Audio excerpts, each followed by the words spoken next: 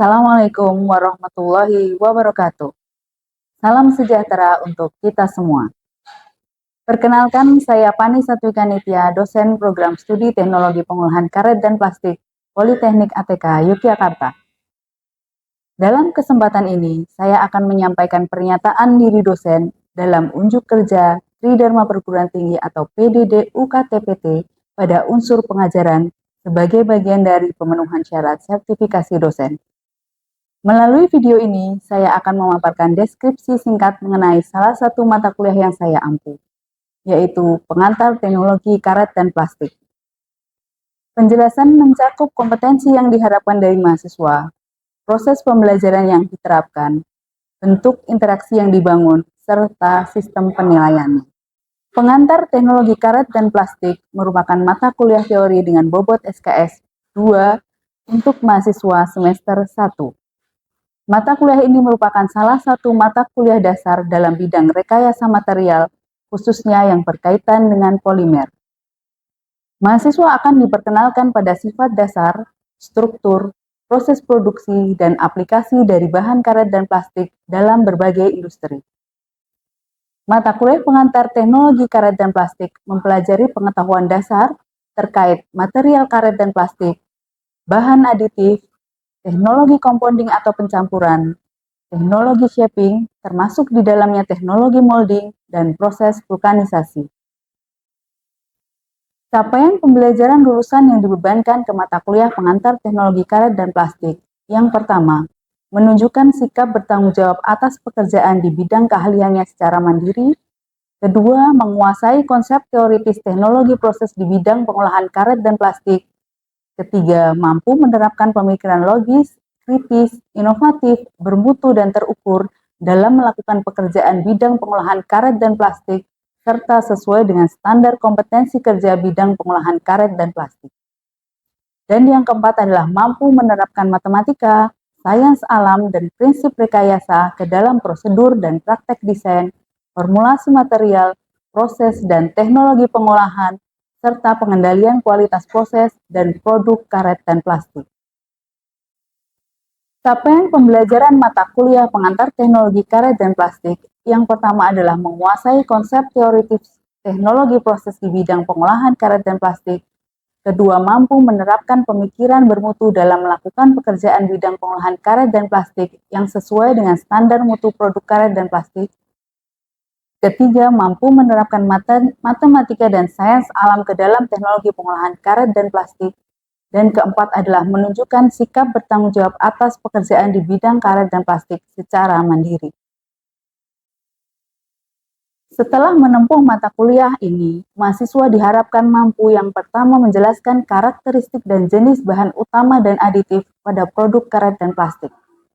Yang kedua, menguraikan proses compounding karet dan plastik dan menghitung jumlah bahan sesuai formulasi produk karet dan plastik secara mandiri. Ketiga, menjelaskan proses pembuatan produk karet dan plastik dan menentukan teknologi yang sesuai pada proses manufaktur produk karet dan plastik. Serta keempat adalah menelaah persyaratan mutu dan metode pengujian produk karet dan plastik dengan sikap bertanggung jawab. Materi utama dalam mata kuliah ini mencakup yang pertama adalah pengenalan polimer meliputi karet dan plastik, kedua karakteristik dan jenis bahan baku karet dan plastik, ketiga aditif produk karet dan plastik, keempat proses compounding karet dan plastik, kelima teknologi dalam pembuatan produk karet dan plastik, serta mutu dan pengujian produk karet dan plastik. Perkuliahan ini dilaksanakan secara tatap muka atau luring selama 1 semester yang dilengkapi dengan beberapa sesi penugasan dan diskusi untuk memperdalam pemahaman. Metode pembelajaran yang digunakan meliputi ceramah interaktif untuk penyampaian konsep dasar, studi kasus dan diskusi kelas untuk mengaitkan teori dengan aplikasi industri, tugas individu dan kelompok untuk mendorong kemampuan analisis dan kolaborasi. Interaksi dalam pembelajaran akan dilakukan secara langsung selama perkuliahan dan melalui grup diskusi WhatsApp untuk mendorong mahasiswa aktif bertanya, berdiskusi, dan menyampaikan pendapat. Sesi konsultasi akademik disediakan secara daring atau luring sesuai kebutuhan. Penilaian dalam mata kuliah ini terdiri dari teknik penilaian meliputi kuis dan tugas individu, presentasi dan diskusi kelompok, serta UTS dan UAS. Indikator penilaian meliputi pemahaman konsep dan teori dasar atau kognitif, kemampuan menyusun dan menyampaikan analisis kausus atau afektif, kemampuan kinerja tim dan presentasi atau psikomotorik. Dengan bobot penilaian, tugas dan kuis sebesar 20%, UTS 40%, dan UAS sebesar 40%.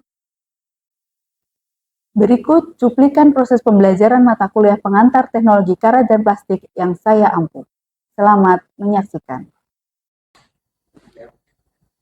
Baik, Assalamualaikum warahmatullahi wabarakatuh. Waalaikumsalam warahmatullahi wabarakatuh. Selamat pagi teman-teman semuanya. Pagi, bismillahirrahmanirrahim. Kita mulai pertemuan ke-7 hari ini ya.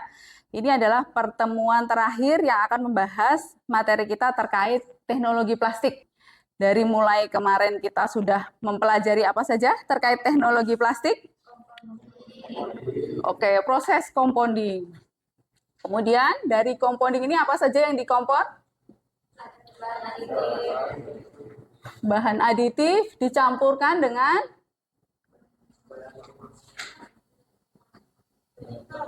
bahan utamanya atau resin plastiknya ya. Dilakukan proses compounding, setelah itu kita peroleh kompon plastik. Nah, dapat kompon plastik habis itu diapain nih? Dilakukan proses pencetakan ya. Dengan beberapa teknologi plastik yang sudah kita pelajari juga kemarin. Oke, kita ulas terkait teknologi plastik yang sudah dipelajari. Ada apa saja? Ekstrusi. Ciri utama dari teknologi ekstrusi adalah menghasilkan produk yang seperti apa? Yang sama apanya? Yang sama penampangnya ya. Contohnya apa saja? Ada pipa ya, pipe and profile extrusion. Kemudian apa lagi? Ada flat film and sheet extrusion. Terus apa lagi? Tube and blow film. Kemudian ada apa lagi di proses ekstrusi? Extrusion blow molding. Ekstrusi yang terakhir adalah co-extrusion. Co-extrusion contohnya apa? Kabel. Kemudian yang berikutnya adalah injection molding. Injection molding kemarin apa?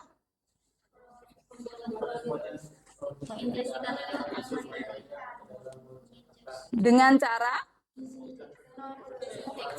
proses pembuatan produk plastik dengan cara menginjeksikan. Kan namanya injection ya, menginjeksikan. Yang diinjeksikan apa? Material plastik tadi yang sudah dalam bentuk lelehan ke dalam mold atau cetakannya. Contohnya apa yang bisa diproduksi dengan injection? Tutup botol. Terus apa lagi?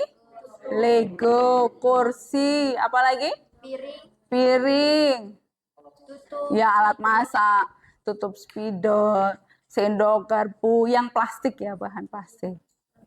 Sendok plastik, garpu plastik gitu ya. Kalau untuk gelas plastik sama nggak kira-kira? Gelas air mineral. Kira-kira diproduksinya pakai ekstrusi, injeksi, atau pakai apa?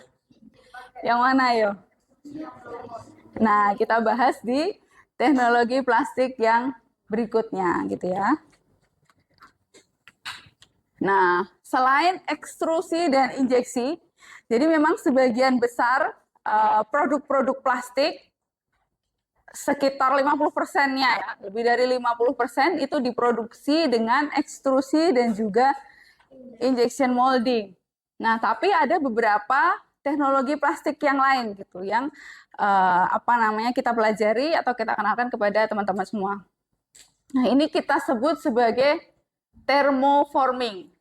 Thermoforming ini ada dua gabungan kata ya, dari kata thermo dan juga forming. Thermo apa thermo? Panas, suhu. Forming, to form, pembentukan ya.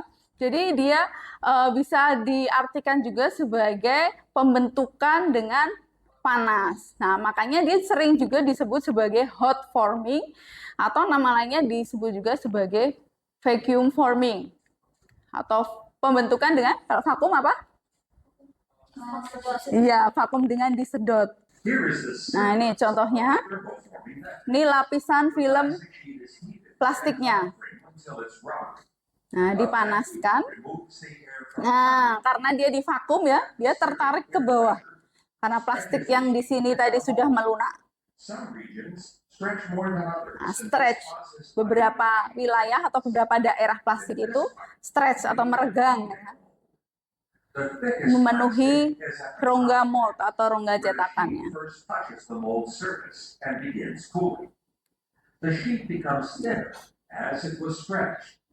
Nah, bagian atas adalah bagian yang paling tebal, sementara yang paling bawah adalah bagian yang tipis ya, karena dia meregang ke bawah. Ini gulungan film plastik yang digunakan. Nah, dia dipanaskan menggunakan about 200 degrees Celsius tadi ya. Nah, ini stretch and then shape, meregang dan kemudian dibentuk.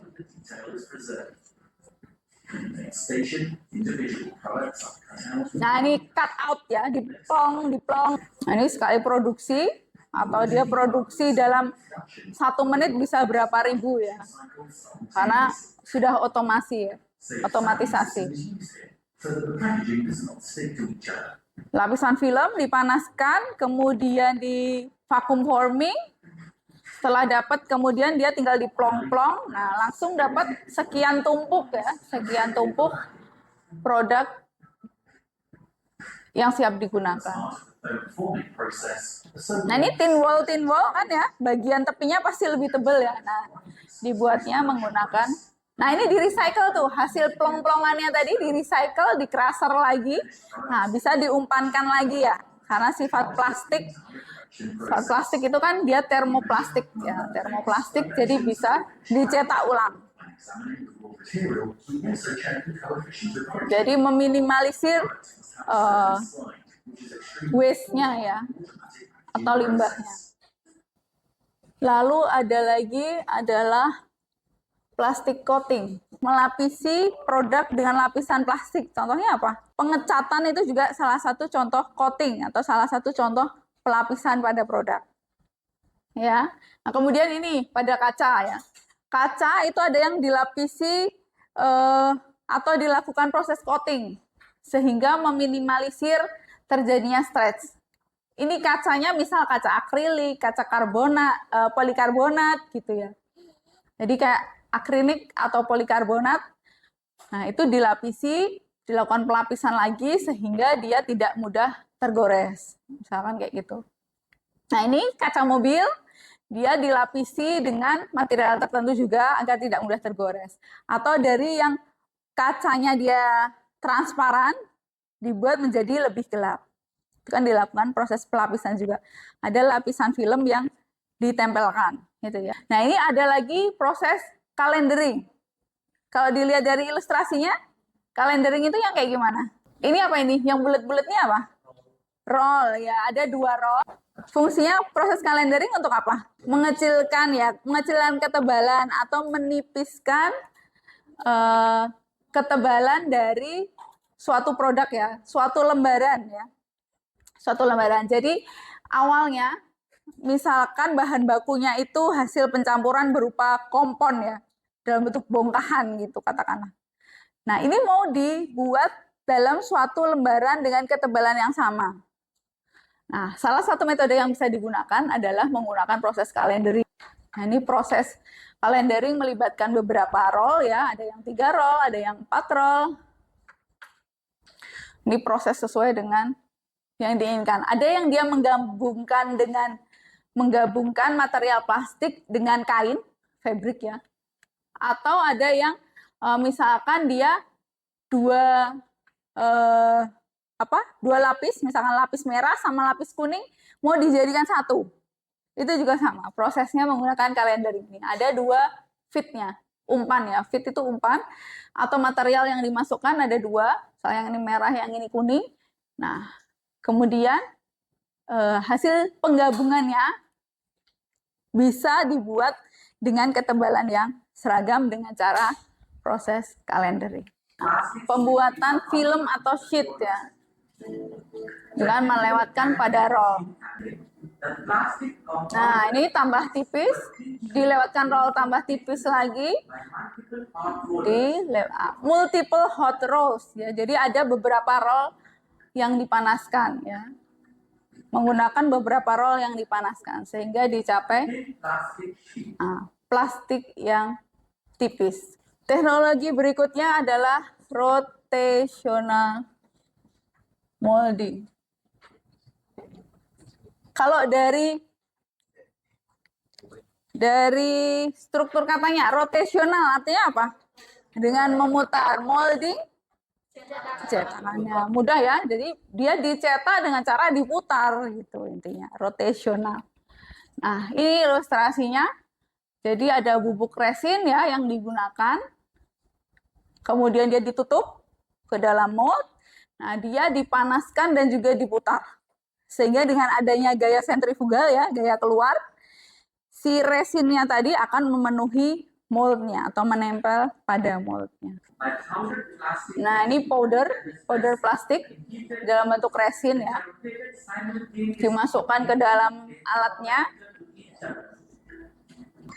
Nah, kemudian dia akan diputar, ya, diputar. Jadi diputarnya itu nggak hanya satu arah aja, dia selain horizontal dia juga diputar vertikal gitu. Jadi keseluruhan resin yang dipanaskan tadi bisa memenuhi dinding-dinding dari moldnya. Nah, setelah jadi sudah memenuhi pinggir cetakannya, nah bentuknya ini salah satunya seperti toren. Gimana Bunga? Kan kalau yang dari proses thermoforming coating itu kan ada dari proses yang lain juga, kan ada yang dari ekstrusi terus nanti di thermoforming gitu kan. Ada, berarti itu tuh bisa penambahan gitu ya, apa ya? Penambahan gimana? Kan nggak langsung dari material awal sampai jadi produk gitu. Iya, kalau kan misalkan dari ekstrusi bisa dilanjut lagi. Iya, bisa dilanjut lagi. Jadi misalkan proses ekstrusi kita hanya pakai untuk memperoleh lembaran filmnya. Nah, lembaran filmnya itu kita mau bikin apa lembaran film? Misalkan mau bikin tadi gelas air minum kemasan. Nah, otomatis nanti lembaran filmnya itu tadi diproses lagi di thermoforming. Iya, nanti bisa mereka misalkan pabrik yang thermoforming tadi membeli bahan baku sudah dalam bentuk lembaran, atau bisa jadi juga mereka punya alatnya juga untuk proses ekstrusinya itu. Ada yang continue, ada yang mereka aku cuma hanya alatnya hanya yang thermoforming, ya udah berarti mereka kan harus beli bahan-bahan dalam bentuk lembarannya kayak gitu. Karena sifat plastik termoplas ya. Ketika dia dipanaskan, dia akan melunak lagi gitu. Jadi walaupun mereka sudah dalam bentuk lembaran plastik, ya, lembaran dalam bentuk sheet ya, lembaran plastik maupun yang plastik film, mereka akan bisa dicetak lagi dengan cara apa ya? Dengan cara dipanaskan lagi tadi itu. Dipanaskan, kemudian dia dilakukan proses vakum. Nah, itu tuh yang bisa termasuk dalam coating itu apa? Coating plastik gitu maksudnya. Jadi proses coating kayak kemarin ekstrusi itu kan sebenarnya juga nggak melulu harus plastik gitu ya. Dalam makanan pun ketika kita membuat kemarin makaroni itu kan prosesnya juga ekstrusi ya. Jadi sebenarnya itu adalah proses umum yang dilakukan di industri lain juga. Cuma memang itu merupakan salah satu teknologi juga yang bisa digunakan untuk material plastik. Gitu, makanya masuk ke dalam teknologi plastik gitu. Kalau coating yang untuk plastik, contohnya adalah nanti teman-teman pelajari juga, adalah melapisi substrat atau kain dengan lapisan tipis plastik. Nanti kita pakai di lab dengan proses coating secara manual ya. Sebenarnya kita punya alatnya juga, tapi masih belum bisa beroperasi. Jadi, seperti kemarin yang saya contohkan, adalah apa? Yang kalian duduki? Contoh coating? Iya, kulit sintetis. Kulit sintetis itu adalah salah satu produk hasil dari proses coating plastik. Di bagian bawahnya kulit sintetis, apa? Berupa kain penguat. Jadi kulit sintetis itu adalah kain yang bagian atasnya dilapisi dengan plastik. Ya, itu contoh produk dari proses coating. Bahannya dia berupa resin PVC. Ya, resin PVC serbuk yang kemudian dicampurkan dengan bahan aditif, dilakukan proses compounding dan di-coating ke dalam atau ke atas kain penguat. Nah, jadi ada semacam adonan ya, adonan atau kompon plastik, ada resin bubuk masuk, ada aditif masuk, dicampur, setelah dicampur dia dituang ke sini kan. Nah, kemudian dia di-roll, sehingga ketebalan untuk melapisi kain penguatnya itu sama. Kalau calendering di antara dua roll. Kalau coating, nah ini proses coatingnya pakai roll. Ya. Sebenarnya proses pembuatan kulit sintetis juga bisa, pakai calendering juga bisa. Kalau di industri pakainya roll calendering. Rotational molding. Atau udah dicampur dulu sama bahan utamanya? Nah, untuk kompon plastik atau bahan utama plastik yang digunakan, ketika mau dicetak itu adalah kalau rotational molding dalam bentuk powder. Nah, bisa juga powder itu sudah merupakan gabungan dari aditif-aditif. Jadi kompon itu juga bisa dalam bentuk padatan. Begitu juga dengan biji plastik. Yang nantinya kalian lihat sebagai biji-biji plastik, itu bisa jadi dalam bentuk bulatan-bulatan padatan ya. Itu bisa jadi material murni atau memang sudah dalam bentuk kompon. Kalau yang dicetak di sini di workshop plastik untuk injection sama blow molding, paling di proses pencampuran atau di mixernya pakai kompon-kompon warna, pigmen gitu ya, untuk memberikan warna. Nah, tapi kalau yang dicetak di kampus 2, kan ada juga mesin injeksi untuk injeksi outsole. Udah pernah lihat teman-teman? Sudah ya, pas ini OWK. Iya, pas OWK sudah pernah lihat mesinnya. Nah, itu padatan-padatan atau biji plastiknya itu sudah dalam bentuk kompon. Jadi sudah dalam kompon PVC. Ditinggal langsung masuk ke alat, kemudian dipanaskan, dia melunak, kemudian tinggal diinjeksikan saja. Satu alat yang mana? Pengecilan calendering. Oh, langsung putaran, langsung tipis gitu ya. Nah, kalau misalkan roll yang jaraknya 5 cm, kemudian langsung ke 1 cm. Nah, itu kan otomatis ketika alat beroperasi, dia kan harus memberikan tekanan ya. Iya kan? Untuk bisa membentuk produk yang tipis sesuai dengan diinginkan. Nah, otomatis kalau misalkan langsung 1, itu kan beban kerja alatnya lebih tinggi. Nah, itu mungkin perlu dilakukan perhitungan juga, mana yang lebih efektif. Ketika harus memberikan gaya yang besar, nah otomatis rollnya juga harus besar kan, karena dia harus memberikan tekanan yang kuat. Nah, kalau misalkan dia bertahap, nah kerja alatnya kan dia akan lebih ringan. Gitu ya. Ada lagi teman-teman? Itu bisa nggak sih Bu, kalau misalkan kan tadi kan ini kan yang termo sama ekstrusi kan beda alat gitu ya. Kalau misalkan misal ekstrusi terus langsung dilanjut dengan ekstrusi langsung calendering. Ya, misalkan soalnya kan Ekstrusi tipis, kan, dengan bisa. ya.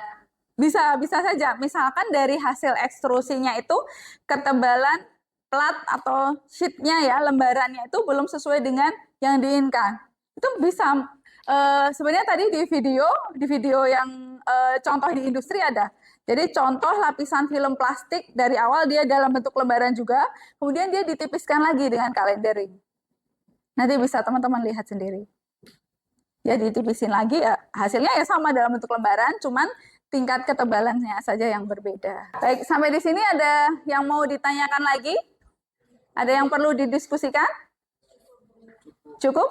Baik, teman-teman semuanya, terima kasih atas atensi teman-teman dari awal hingga sampai dengan materi terakhir hari ini. Semoga yang kita pelajari hari ini bermanfaat. Belajar ya, semoga teman-teman diberikan kelancaran pada saat UTS pekan depan. Baik, saya tutup. Wabillahi taufiq wal hidayah. Wassalamualaikum warahmatullahi wabarakatuh. Waalaikumsalam warahmatullahi wabarakatuh. Terima kasih. Ya, sama-sama. Demikian penjelasan singkat mengenai mata kuliah pengantar teknologi karet dan plastik. Semoga video ini dapat memberikan gambaran proses pembelajaran yang saya lakukan sebagai kinerja di bidang pengajaran. Wassalamualaikum warahmatullahi wabarakatuh.